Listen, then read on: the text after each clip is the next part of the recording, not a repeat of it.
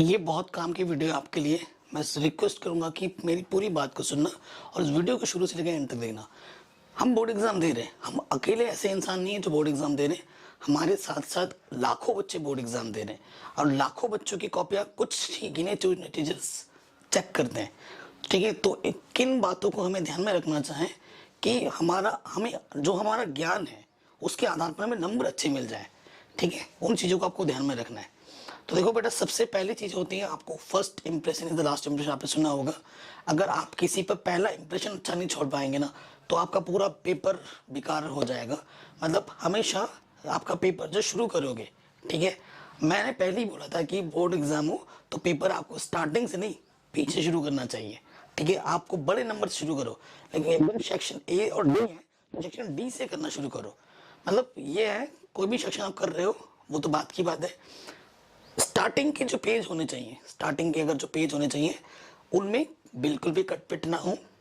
ठीक है, साथ ही साथ जितने भी क्वेश्चंस आप कम से कम 5 से 7 पेज में, 4 से 5 पेज में जितने भी क्वेश्चन आंसर सब कर रहे हैं बिना कटपिट के, एकदम सटीक सटीक आंसर जो जो आपको आते हैं, चाहे जो भी क्वेश्चन आप कर रहे हैं उस टाइम पे आपको सारे आंसर्स आने चाहिए, एकदम मस्त मस्त तरीके से लिखना चाहिए। और उसके साथ साथ ये इंप्रेशन आपको अच्छा डालना है। साथ ही साथ आपको क्या करना है, जब आप क्वेश्चंस का आंसर लिखेंगे ना तो आपकी प्रेजेंटेशन पर आपको बहुत अच्छी ध्यान रखनी पड़ेगी। ठीक है, अब पेपर कैसे लिखना है उस पर मैं अलग वीडियो बना चुका हूँ, हालांकि मैं फिर भी अभी आपको एक हिंट दे दूंगा कि इसको कैसे क्या करना है। ठीक है, सो देखो, सबसे पहले मैं आपको बताता हूँ, कुछ टिप्स मैं आपको देना चाहता हूँ।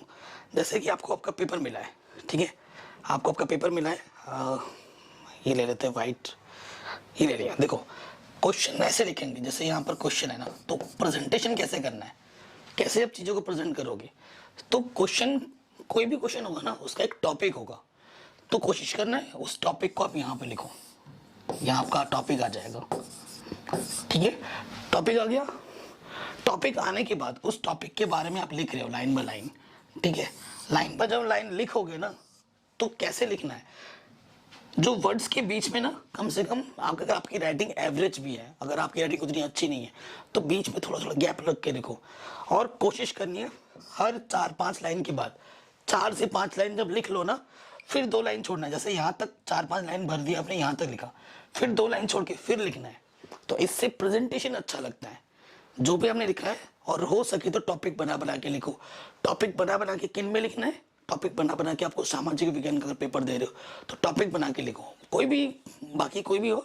तो जैसे स्केच पेन होगी, स्केच पेन से आपने टॉपिक लिखना है। ठीक है, स्केच पेन से आप टॉपिक लिखोगे और जो ब्लू पेन है और जो ब्लैक पेन है उसका आपको यूज करना है। ठीक है, और कुछ भी चीज होगी ना एंड में आपको उसके नीचे अंडरलाइन जरूर करना है। जब अंडरलाइन करोगे तो वो एग्जामिनर को हाईलाइट होगा, क्योंकि एग्जामिनर आपका पूरा क्वेश्चन कभी नहीं पढ़ता है, उसके पास इतना टाइम कभी नहीं होता कि आपके वो हर एक चीज को पढ़ता रहे, ऐसा कभी नहीं होगा। तो कोशिश करनी है स्टार्टिंग के 2 लाइन आप एकदम टू द पॉइंट लिखो।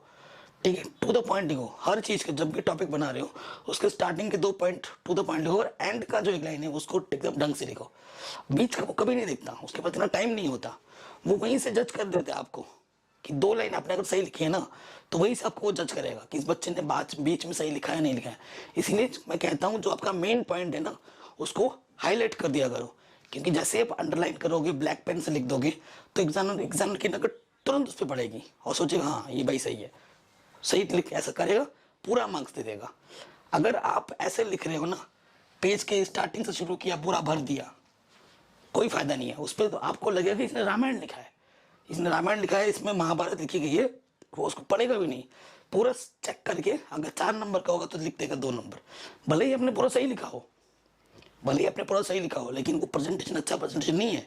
ठीक है, तो इन चीज़ों का ध्यान रखना है। कोई अगर थियोटिकल चीज़ आप प्रेजेंट कर रहे हो तो अंडरलाइन करो, 4-5 लाइन के बाद छोड़ो, गैप बना बना के लिखो। ठीक है, ताकि उसको हर एक चीज़ साफ साफ दिखे, और जो भी मेन पॉइंट है उसके नीचे अंडरलाइन करते रहना, क्योंकि एग्जामिनर वही पढ़ता है।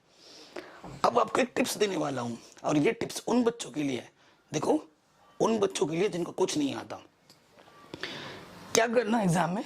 ठीक है, अगर सपोज करो कोई क्वेश्चन है, ठीक है, क्वेश्चन आपको सही से आंसर लिखा है, मैथ का हो गया, कोई भी चीज़ हो गया, उसका क्या करना है, ये उन बच्चों के लिए टिप्स है जिनको बिल्कुल नहीं आता है, ये उनके लिए नहीं है जो आता है या फिर मीडियम बच्चे हैं। मैं उन बच्चों के लिए बात बता रहा हूँ जो थोड़ा पास होना चाहते हैं किसी भी तरीके से, बहुत ज़्यादा डर रहे हैं। उनके लिए क्या करो, एक क्वेश्चन का हमने सही आंसर लिखा, उसको सही नंबर पर डाल दिया, जैसे 21 का आंसर है। अब आपको बिल्कुल ही नहीं आता, ठीक है, तो वही आंसर कोई दूसरा क्वेश्चन लिख देना।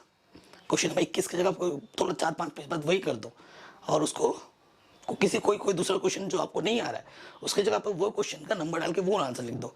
एग्जाम में क्या करते हैं ना, जल्दीबाजी में वो भी सही कर देगा और उसके नंबर उस क्वेश्चन की जगह पर आपको दे देगा, ठीक है। तो ये भी ध्यान रखना, ये टिप्स सारे क्वेश्चन में 2-3 क्वेश्चन में कर सकते हो ऐसे, लेकिन ज़्यादा क्वेश्चन करोगे तो एग्जामिनर पता चल जाएगा उसको। 1-2 क्वेश्चन ऐसे कर सकते हो, ठीक है, तो पता नहीं चलता एग्जामिनर को। ये ट्रिक जिनको नहीं बहुत हो रहा है तो वही चीज़ इस ट्रिक को अप्लाई कर सकते हैं। ये चीज़ हो गई। तो प्रेजेंटेशन हमारे लिए बहुत है, मेन चीज़ों को हाईलाइट करो, ठीक है।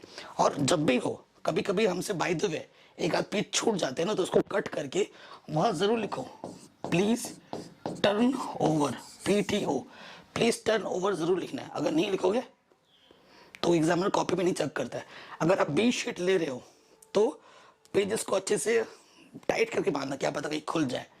तो इन सब चीज़ों को हमें ध्यान में रखना है, राइटिंग पे ध्यान देना है, ठीक है। क्वेश्चन के जितना नंबर पूछा जा रहा है उतना ही लिखना है। 1 नंबर का क्वेश्चन है, 1 से 2 लाइन में आंसर होना चाहिए, ठीक है। अगर थ्योरेटिकल है, आपका 2 नंबर का क्वेश्चन है, सपोज करो वो चीज़ आपको बहुत आती है, आपने 3-4 पेज भर दिया, तो ये बेवकूफ़ी सरासर है, ठीक है। क्वेश्चन के नंबर के हिसाब से चीज़ों को एक्सप्लेन करना है। किसी क्वेश्चन में आपको बिल्कुल नहीं आता, और एक चीज़ तो ये है बेटा, क्वेश्चन कोई भी नहीं छोड़ना है। भले ही क्वेश्चन का आंसर क्वेश्चन बना के कुछ भी लिख रहे हो, लेकिन क्वेश्चन का आंसर कभी मतलब क्वेश्चन कभी भी स्किप नहीं करना है, छोड़ना नहीं है। जो भी आपके मन में आ रहा है, जो भी कुछ हो रहा है, उसको बना सना के अपने शब्दों में लिख दो, लेकिन छोड़ो मत कभी भी, ठीक है। कभी क्वेश्चंस नहीं छोड़ने, इन चीज़ों को फॉलो करना है। और नंबर के हिसाब से, 2 नंबर का है तो 2 नंबर के हिसाब से लिखना है। कभी भी बड़ा चढ़ा के नहीं लिखना है, जितना पूछा जाए उतना ही लिखना है, साफ साफ लिखना है, टू द पॉइंट लिखना है, अंडरलाइंस लगा रही है, टॉपिक बना के लिखना है। तो जब इन सभी चीज़ों का आप यूज़ करोगे, ठीक है ना, और कोशिश ये करनी है कि अगर आप खंड क कर रहे हो ना, तो खंड क सेक्शन ए के सारे उसी सेक्शन में हो जाए, सेक्शन बी कर रहे हो तो सेक्शन बी के सारे उसी में हो जाए, सेक्शन सी कर रहे हो तो सेक्शन सी के सारे उसी में हो जाए, तो एग्जामिनर को खोजने की दिक्कत नहीं होती है। तो यही करना। देखो, अगर आप सेक्शन ए कर रहे हो, ठीक है, तो ए को वही मतलब एक साथ कर लो। अगर कोई क्वेश्चन बच रहा है तो लास्ट में कर देना, ठीक है। सेक्शन ए लिख के इसका ये क्वेश्चन, वो बात की बात है, लेकिन पहले जो आ रहे हैं सेक्शन ए के जितने भी आ रहे हैं कर दो, वहीं सेक्शन बी के आ रहे कर दो। मेन चीज़ वही है, पेपर आप पीछे से स्टार्ट करना, आगे से नहीं। मैं हमेशा बोलता हूँ, क्योंकि एग्जाम में क्या होता है, बच्चे शुरू से पढ़ना शुरू कर देते हैं, छोटे छोटे नंबर करते हैं और उनका टाइम उसी में चला जाता है। तो कोशिश का यही करना, पीछे से स्टार्ट करो, पहले बड़े नंबर करते करते जाओ। अगर बाय द वे एक आध क्वेश्चन छूट भी गया, वो छोटा नंबर का छूटेगा, एक नंबर का, ठीक है। तो ये टिप्स बहुत ज़्यादा हेल्प करती है, और ये इसी को ही फॉलो करना चाहिए, पीछे से स्टार्ट करना, आगे से नहीं। आशा करता हूँ कि अगर इन टॉपिक्स को अगर आपने अपने मन में बिठा लिया, इन बातों को अगर आप ध्यान में रखते हो, तो बोर्ड एग्जाम में अच्छा स्कोर करोगे। जय हिंद, अपना ख्याल रखो, इस वीडियो को हर जगह शेयर करो। चैनल पे डेली वीडियोस अपलोड हो रही हैं, मैथ की, साइंस की, SST की, उनको ज़रूर देखो, ठीक है। जय हिंद।